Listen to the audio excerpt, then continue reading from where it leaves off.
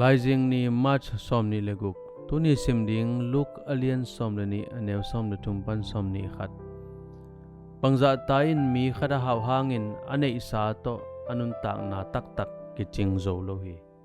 Luke alien som ni anew som le nga Kristo kisse tuma kumpol khat lain Michael Landy kichi limsuai min thang khatin ane isa bante simin goma mal tur sagi zani somni sagi phai to kempe bang chihiam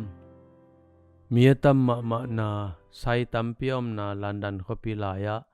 wan bol na set pi khat bol tomin to avan nei kempe susia in zan sak chi puan zol lai le amoto na ngon van no na set tunga paisakin nagoi na set sunga puakin susia chimohi to kima van en van leya kile zia mi tampi mu na a ine ilam van te lo to mi hing te ko e hiam chi don na to poila na ne hi pen athupi ma thu don na a hi bangyam chi le e kwa chi ikise na dingin van le na kai khom in ilei lei pong hi hauna kai khoma to teng to lungkim ding akisa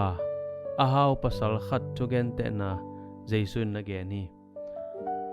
pasal ma le ma ki hoin mi ham phama ma ka hi kum tampi sung ka khom ding annek tuidon le na hoi tampi ka nei hi anne zune in anwam teiten ka mi chet ding hi chi ahi sungin anitak changin anun tak na kilale ahaw na teng bang ding hi mo khiam athupi pe na phok khak lo manin pasien thuhil na ai van lena hau na pen mo na hilohi Michael Landy zong puan sil kisami ai zong in tua hau na nei lelam te to ihi na ise khak chiangin pangza ta in mi khada hau hangin ane isa to anun tak na ta tak kiching zo lo hi chi in jaisui nong phok sakhi nan nei isa teng om kele kwa na hi ding hiam